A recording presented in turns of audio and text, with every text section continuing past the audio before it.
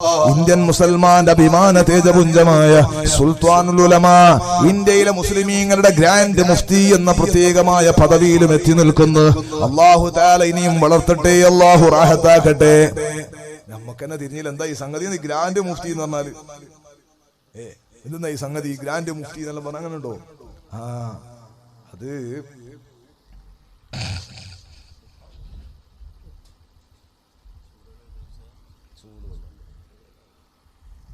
കേരളം നമ്മുടെ നാട്ടിൽ അല്ലാഹു ബർക്കത്ത് ചെയ്യട്ടെ. മൊത്തത്തില് 15 കോടി 20 കോടി ഇന്ത്യക്കാർ മുസ്ലിങ്ങൾ ഉണ്ടെങ്കിൽ അതിലാകെ നമ്മളെ മുസ്ലിമീങ്ങൾ എത്രയാണ് കേരളത്തിലുള്ളത് എന്ന് നമ്മൾ ആലോചിച്ച് നോക്കും.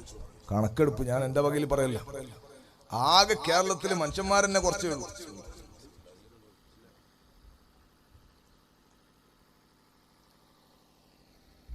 ആകെ കേരളത്തിലെ ജനസംഖ്യ 2-3 കോടി, അങ്ങനെ ചുരുങ്ങ അത്രയേ ഉള്ളൂ. നമ്മൾ നാടൻ നമ്മൾ ഭൂപടം നോക്കിയാൽ മതി കേരളം എങ്ങനെയുള്ളത്. നമ്മൾ ഈ ദോശക്കല്ല ഇങ്ങനെ വരച്ചു കൊടുക്കുന്ന പോലെയാ കേരളം ഇന്ത്യന്റെ ഭൂപടത്തിൽ ഒന്ന് വരച്ചു കൊടുത്തതാ, അത്രയും ആകെ കാണാനുള്ളൂ. ഇത് എങ്ങനെയാണ് ഇത് ശ്രീലങ്കയിലേക്ക് വീണു പോകുന്നിങ്ങനെ നിൽക്കുകയാണ്. ലാസ്റ്റ് പോസ്റ്റ് മൂപ്പര് ആഞ്ഞ് വലിഞ്ഞ് നടന്നാൽ അപ്പുറത്തി പോകും, അത്രയേ ആകെ ഉള്ളൂ. ഈ കേരളത്തില് നമുക്ക് അള്ളാഹു വലിയ റിഫത്തും ഉയർച്ചയും തന്നിട്ട് അള്ളാഹു നമുക്ക് റഹ്മത്ത് ചെയ്യട്ടെ. അറബ് രാജ്യങ്ങളിൽ പോയാൽ തന്നെ ഈ കേരളം ഇന്ത്യയിൽ പെട്ടെന്ന് അറബിയൊക്കെ തന്നെ കുറെ ആൾക്ക് അറിയില്ല. കേരളം മലബാറായിട്ട് അവർ മലബാരി തന്നെ നമ്മളെ വിളിക്കലും മലബാരികളെ തന്നെ അറിയപ്പെടലും. ഇന്ത്യ എന്ന് പറഞ്ഞാൽ അത് ഡൽഹി, ബംഗാള്, അതുപോലെ തന്നെ ബോംബെ തുടങ്ങിയ ഉത്തരേന്ത്യൻ സ്റ്റേറ്റുകളിലെയാണ് പൊതുവെ ഇന്ത്യ ആയി അറിയപ്പെടുന്നത്. ഇന്ത്യയിലെ മുസ്ലിങ്ങൾ ആരാണ് കൂടുതലുള്ളത്? ഇന്ത്യയിലെ മുസ്ലിങ്ങൾ കേരളത്തിലുള്ള നമ്മൾ കുറച്ച് ആളുകൾ മാറ്റിവെച്ചാൽ നമ്മളെ സംബന്ധിച്ച് മുസ്ലിങ്ങളാന്ന് തന്നെ ഉത്തരേന്ത്യക്കാർക്ക് അറിയില്ല ശരിക്കും. കാരണം ഉറുദു അറിയാത്ത ടീം മുസ്ലിങ്ങളല്ലാന്ന് അവര് പറയും. നമുക്ക് ഉറുദു അറിയാത്തത് കൊണ്ട് അതിനും മാറ്റം വരുത്തിയത് മഹാനായ സുൽത്താനുൽ ഉലമയാണ്. അല്ലാഹു തആല ആഫിയത്തുള്ള ദീർഘായുസ്സ് കൊടുക്കട്ടെ. സഹോദരങ്ങളെ, അപ്പോ ഈ കേരളത്തില് നമ്മൾ കുറച്ചാളുകൾ മാറ്റിവെച്ചാൽ ബാക്കി എല്ലാ തമിഴ്നാട്ടിലുള്ള കുറച്ചാളുകളെയും മാറ്റിവെക്കിയ ബാക്കിയുള്ള മുസ്ലിമീങ്ങൾ മുഴുവനും ഇന്ത്യയിൽ ഉറുദു സംസാരിക്കുന്നവരാണ്. 10-15 കോടിയിലേറെ വരുന്ന മുസ്ലിമീങ്ങൾ അവർ ഉറുദു പറയുന്നവരും വളരെ കുറഞ്ഞ ഒരു സമൂഹം ദയൂബന്ദികളായി തബ്ലീഗ് ജമാഅത്തുകാരും ഖാദിയാനികളും ശിയാക്കളുമായി മാറ്റിവെച്ചാൽ ബഹുഭൂരിപക്ഷം ഒരു 10-13 കോടിയിലേറെ മുസ്ലിമീങ്ങൾ ഇന്ത്യ രാജ്യത്ത് ബറേൽവികളാണ്. ഈ ബറേൽവി എന്ന് പറഞ്ഞാൽ അത് ചെറിയൊരു ഓല സംഘടനയല്ല, ബറേൽവി എന്ന് പറഞ്ഞ സംഘടനയല്ല. അത് മഹാനായ ആലാ ഹസ്രത്ത് ഇമാം അഹമ്മദ് റസാ ഖാൻ ബറേൽവി തങ്ങളിലേക്ക് ചേർത്തിയിട്ട് ആ മഹാന്റെ പിന്നിൽ വന്ന ആളുകൾ എല്ലാ മുസ്ലിമീങ്ങളും നമ്മളെല്ലാവരും ശരിക്കും ബറേൽവികളാണ്. കാരണം ആ വഴി അംഗീകരിക്കുന്നവരാണ് നമ്മളെല്ലാവരും. സഹോദരങ്ങളെ, ഞാൻ പറഞ്ഞത് അല്ലാഹു സുബ്ഹാനഹു വ തആല നമ്മൾ മഹാനവറുകൾക്ക് ഉസ്താദവറുകൾക്ക് നൽകിയ ഒരു സ്ഥാനം, ഒരു റിഫഅത്ത്, ഒരു പ്രധാനപ്പെട്ട ഒരു സന്തോഷം ഇപ്പോൾ നമുക്ക് സുന്നികൾക്കുള്ളത്. ഈ ഉത്തരേന്ത്യയിലെ ആലിമീങ്ങൾക്കിടയിൽ തന്നെ വലിയ സുഹൃത്ത് നേടിയ ഒരു മഹാനുണ്ടായിരുന്നു. സമസ്ത കേരള ജംഇയ്യത്തുൽ ഉലമയുടെ ആദ്യകാല നേതാക്കളിൽ പ്രധാനിയായി കേരളത്തിൽ കഴിഞ്ഞ നൂറ്റാണ്ടിലൊക്കെ ജീവിച്ച ഉലമാക്കളിൽ ഇമാം എന്ന് ചിലപ്പോഴും വിളിച്ചു പറയും. നമ്മളെ പള്ളിയിലെ ഇമാമല്ല, ഇമാം സൈനുദ്ദീൻ മഖ്ദൂം തങ്ങൾ അല്ലെങ്കിൽ ഇമാം ഗസാലി എന്നൊക്കെ പറയുന്നത് പോലെ ഇമാം എന്ന് ചേർത്ത് വിളിക്കുന്ന ഒരു പണ്ഡിതനുണ്ടായിരുന്നു, ഇമാം അഹ്മദ് കോയ ശാലിയാത്തി നവ്വറല്ലാഹു മർഖദഹ. ആ മഹാനായ ശാലിയാത്തി റഹ്മത്തുള്ളാഹി അലൈഹി അവര് ക്രോഡീകരിച്ചതാണ് മഹ്ളറത്തുൽ ബദരിയയിലെ ഈ ബദർ ബൈത്ത്, ബദരീങ്ങളുടെ അസ്മാ. അത് മഹാനായ അഹ്മദ് കോയ ശാലിയാത്തിയുടേതാണ്. അല്ലാഹു ദറജയേറ്റി കൊടുക്കട്ടെ. ആ മഹാനവർകൾക്ക് ഒരു പവർ ഉണ്ടായിരുന്നു. തെന്നിന്ത്യൻ മുഫ്തിയായിരുന്നു മഹാനവർകൾ. ഇന്ത്യയുടെ ഈ ഭാഗത്തുള്ള നമ്മുടെ സ്റ്റേറ്റുകളിലെ 4 മദ്ഹബിലും ഫത്വ കൊടുക്കാൻ പറ്റുന്ന വലിയ മുഫ്തിയായിരുന്നു, തെന്നിന്ത്യൻ മുഫ്തിയായിരുന്നു അഹ്മദ് കോയ ശാലിയാത്തി.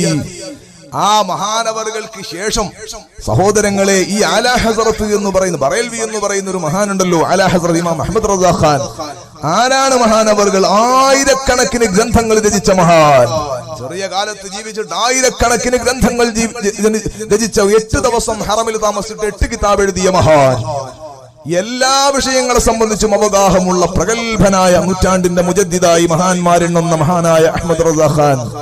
ആ മഹാനവറുകളുടെ മകന്റെ മകനുണ്ടായിരുന്നു. കഴിഞ്ഞ ജൂലൈയിലാണ് മഹാനവറുകൾ വഫാത്തായത്, 2018 കഴിഞ്ഞ വർഷം. ആ സമയത്ത് വഫാത്തായ അഖ്തർ റസാ ഖാൻ ബറേൽവി റഹ്മത്തുള്ളാഹി അലൈഹി.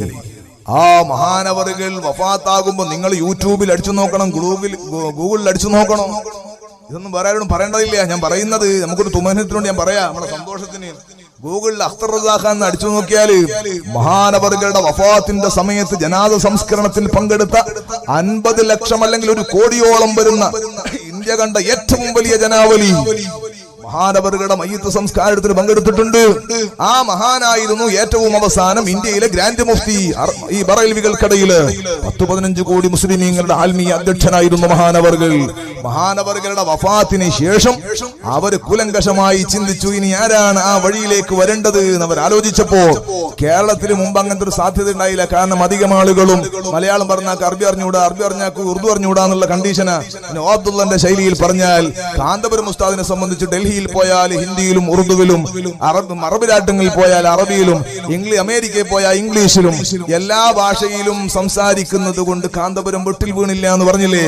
അതുപോലെ എല്ലാ ഭാഷകളും കൈകാര്യം ചെയ്യുന്ന ഉസ്താദ് അവറുകൾ എല്ലാ മദ്ഹബിലും പ്രാപ്തനായതുകൊണ്ട് മഹാനായ ഉസ്താദ് അവറുകളെ ഗ്രാൻഡ് മുഫ്തിയായിട്ട് അവിടത്തെ പണ്ഡിതന്മാര് തീരുമാനിച്ചിട്ട് ഒരു സമ്മേളനം ഡൽഹിയിൽ SSFന്റെ വകയിൽ സംഘടിപ്പിച്ചപ്പോ ആ ഡൽഹിയിൽ വെച്ചത് പ്രഖ്യാപിക്കുക മാത്രമാണ് ചെയ്തത്. ഞാൻ പറഞ്ഞെന്തെന്നറിയോ? ഈ മഹാനായ അഹ്മദ് കോയ ശാലിയാത്തി നവ്വറല്ലാഹു മർഖദ മഹാനവറുകൾ ക്രോഡീകരിച്ച മഹ്ളറത്തുൽ ബദരിയയിലെ ഈ മഹത്തായ ബദർ മൗലീദിന്റെ ഈ ബദർ മാലയുടെ അല്ലെങ്കിൽ ഈ മദ്ഹിന്റെ ഈരടികള് മഹാന്മാരുടെ അസ്മാകൾ ക്രോഡീകരിച്ച മഹാനവറുകളുടെ ഇജാസത്ത് നമുക്ക് തന്ന മഹാനായ സുൽത്താനുൽ ഉലമാ, ആ മഹാനവറുകളുടെ പിൻഗാമിയായി അവരുടെ ഉസ്താദാണ്, ഹനഫി മദ്ഹബിലുള്ള ഉസ്താദാണ് അഹ്മദ് കോയ ശാലിയാത്തി തങ്ങളുടെ ഉസ്താദാണ് മഹാനായ അലാ ഹസ്രത്ത് ഇമാം അഹ്മദ് റസാ ഖാൻ ബറേൽവി. ആ പരമ്പരയിലെ മഹാന്മാരുടെ പിന്നാലെ ഈ രാജ്യത്തിന്റെ പ്രധാനപ്പെട്ട മുഫ്തി പദത്തിലേക്ക് മഹാനായ സുൽത്താനുൽ ഉലമാ അവരോധിക്കപ്പെടുകയും ചെയ്ത വലിയ സന്തോഷം ഞാൻ പറഞ്ഞു നിർത്തുന്നു. സഹോദരങ്ങളെ, നാളെ ആഖിറത്തിലെത്തിയാൽ അല്ലാഹ് ചോദിക്കും, നിങ്ങൾ എന്താണ് ചെയ്തത്? സഹോദരങ്ങളെ, ഈ കാണുന്ന തലേക്കെട്ടുള്ള മുതഅല്ലിമീങ്ങൾ, ഈ കാണുന്ന ഉസ്താദുമാരുടെ ഇസ്സത്തും റിഫത്തും, ഇന്ന് കാണുന്ന ഇസ്ലാമിക ചലനങ്ങൾ കേരളത്തിൽ ഏറ്റവും കൂടുതൽ സഹോദരങ്ങളെ 2500-ലേറെ പള്ളികൾ സ്വന്തം പരിശ്രമം കൊണ്ട് നിർമ്മിച്ച ഒരേ ഒരു പണ്ഡിതൻ ഈ അടുത്ത കാലത്തൊന്നും കാണാനേയില്ല. മഹാനായ സുൽത്താനുൽ ഉലമാ കോടിക്കണക്കിന് അനുയായികളെ കാണിച്ചു കൊടുത്തിട്ട് ആഖിറത്തിൽ പറയാൻ പറ്റും, അല്ലാഹ് ഈ ചെറുപ്പക്കാരെയൊക്കെ ഞാൻ സന്തോഷത്തോടെ ഒരു കുടക്കീഴിൽ കൊണ്ടുവരാൻ ശ്രമിച്ചിരുന്നു. അല്ലാഹ് പലരും അധർമ്മകാരികളായി, തമ്മാടികളായി ചെറുപ്പക്കാർ അങ്ങോട്ടും ഇങ്ങോട്ടും തിരിയുമ്പോ മഹ്ളറത്തുൽ ബദരിയ അടക്കമുള്ള ആത്മീയ മജ്‌ലിസുകൾക്ക് ഞാൻ നിർദ്ദേശം നൽകിയല്ലോ. ധാരാളം സ്ഥാപനങ്ങൾ ഉണ്ടാക്കാൻ ഞാൻ പരിശ്രമിച്ചു. അല്ലാ, എത്രയാണ് ഈ രാജ്യത്ത് റോഡുകളിൽ തമ്മാടികളായി അലഞ്ഞു തിരിയേണ്ടിയിരുന്ന യതീമുകൾ, പാവപ്പെട്ട മക്കൾ, അഗതി മക്കള്, അവരെ എത്രയാണ് അല്ലാഹ് ഞാൻ കൈപിടിച്ചു കൊണ്ടുവന്ന് എന്റെ സ്ഥാപനത്തിൽ വളർത്തുകയും എന്റെ കൂട്ടത്തിലുള്ളവരുടെ സ്ഥാപനത്തിൽ പഠിപ്പിക്കുകയും ചെയ്ത് സമൂഹത്തിന്റെ ഏറ്റവും വലിയ ഉന്നത നിലവാരമുള്ള ഡോക്ടർമാരാക്കി, എഞ്ചിനീയർമാരാക്കി, വലിയ വലിയ കിടയറ്റ പണ്ഡിതന്മാരാക്കി പാവപ്പെട്ട ആളുകളെ ഞാൻ വളർത്തി. അല്ലാഹ്, എത്രയാണ് പാവപ്പെട്ട പെൺകുട്ടികളുടെ നിക്കാഹുകൾ നടക്കുന്നത്, എത്രയാണ് സംവിധാനങ്ങൾ നടക്കുന്നത്, എത്ര മക്കളാണ് ഹിഫ്ള് പഠിക്കുന്നത്, എത്ര മക്കളാണ് ഇൽമ പഠിക്കുന്നത്, എത്രയാണ് ഇൽമ പ്രസരണം ചെയ്യുന്നത്. സഹോദരങ്ങളെ, ഈ സകല പ്രവർത്തനങ്ങളുടെയും ക്രെഡിറ്റ് പോകുന്നത് നമ്മൾ എന്ത് ചെയ്താലും സാധാരണ ജനങ്ങൾ പറയുന്നത് ഏപ്പിക്കാരാണ് എന്നാണ്. ഞാൻ പറഞ്ഞത് മോശമല്ല. ആ പേര് പോകുന്നത് മഹാനായ സുൽത്താനുൽ ഉലമയിലേക്കല്ലയോ. ഒരു 10 സ്വലാത്ത് ചെല്ലിയാ ചിലപ്പോൾ ആളുകൾ പറയും ഏപ്പിക്കാർ വന്നിട്ടുണ്ട്, ബുർദ ചെല്ലിയാ ചിലപ്പം പറയും ഏപ്പിക്കാർ വന്നിട്ടുണ്ട് എന്ന് പറഞ്ഞ് അതൊരു ക്രെഡിറ്റ് ആണ്, അതൊരു സന്തോഷമാണ്. നാളെ ഉസ്താദ് അവരുടെ മഹ്ശറയിൽ ചോദിക്കുമ്പോൾ ഉസ്താദിന് പറയാനുണ്ട്, നമുക്ക് പറയാൻ കഴിയണം, നമുക്കും അള്ളാഹുവിന്റെ മുമ്പിൽ വെക്കാൻ കഴിയണം. അള്ളാഹുവേ, കൂടുതൽ കാര്യങ്ങളൊന്നും ചെയ്യാൻ എനിക്ക് കഴിഞ്ഞില്ല അല്ലാഹ്. അതേ സമയത്ത് സുന്നത്ത് ജമാഅത്തിന്റെ ഉലമാഇന്റെ പിന്നിൽ പാറ പോലെ ഉറച്ചു നിന്നു. അല്ലാഹ്, നിന്റെ ദീനിന് എന്നെ കൊണ്ട് കഴിയുന്നത് പോലുള്ള ഖിദ്മത്ത് ചെയ്തു അല്ലാഹ്.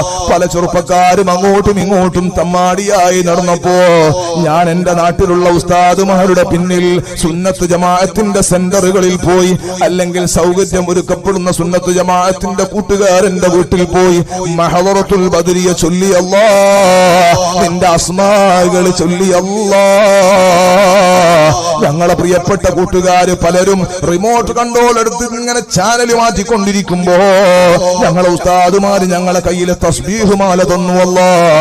ഞങ്ങൾ ആ തസ്ബീഹ് മാല ചൊല്ലി പിടിച്ചിട്ട് ധാരാളം ഇസ്തിഗ്ഫാർ ചൊല്ലി അല്ലാഹ്, ധാരാളം തസ്ബീഹ് ചൊല്ലി അല്ലാഹ്. ആത്മീയമായ മജ്ലിസുകൾക്ക് ഞങ്ങൾ ഉലമാഇന്റെ കൂടെ ജീവിച്ചു അല്ലാഹ്. ഞങ്ങൾക്കുണ്ടായ ചെറിയ ചെറിയ സമ്പത്തുകൾ നിന്റെ ദീനിനും സുന്നത്തു ജമാഅത്തിനും നീക്കി വെക്കാൻ ഞങ്ങൾ പരിശ്രമിച്ചു അല്ലാഹ്. ഉലമാഇനെ പരീക്ഷിക്കപ്പെടുമ്പോ പ്രയാസപ്പെടുത്തുമ്പോ അവരുടെ പിന്നിൽ ഞങ്ങൾ അവർക്ക് കഴിയുന്ന നിലക്കുള്ള പിന്തുണ കൊടുത്തു അല്ലാഹ്. എന്നെ കേൾക്കുന്ന ഉമ്മമാരെ, ഞാൻ എന്റെ സംസാരം നിർത്തുന്നു. ഈ മഹദറത്തുൽ ബദരിയ നമുക്ക് നാളെ ആഖിറത്തിൽ വലിയ സന്തോഷമായി കൂടെ വരണം.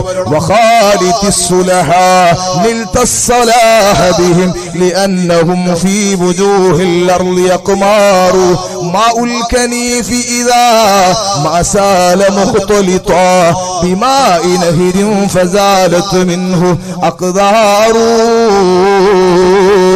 മഹാന്മാര് പറഞ്ഞത് കേട്ടില്ലേ? നമ്മുടെ ഉമ്മമാർ, നമ്മുടെ സഹോദരന്മാര്, നമ്മുടെ ഭർത്താക്കന്മാര്, നമ്മുടെ ബാപ്പമാര് കേരള മുസ്ലിം ജമാഅത്തിന്റെ ആദരണീയരായ നേതാക്കളായി നമ്മുടെ കുടുംബത്തിലെ അംഗങ്ങൾ വന്നാൽ SSFന്റെ സജീവ പ്രവർത്തകരായി നമ്മുടെ ഭർത്താവ്, ആങ്ങളമാര്, നമ്മുടെ മക്കൾ സജീവമായിട്ടുണ്ടാകണം. SSFന്റെ പ്രവർത്തകരായി നമ്മുടെ മക്കൾ സജീവമായി മുന്നിലുണ്ടാകണം. വഴിപിഴച്ചു പോകുന്ന കാലമാണ്. ചെറുപ്പക്കാരതാ മയക്കുമരുന്നിനും കള്ളിനും കഞ്ചാവിനും അഡിക്റ്റായി പോകുന്ന കാലമാണ്.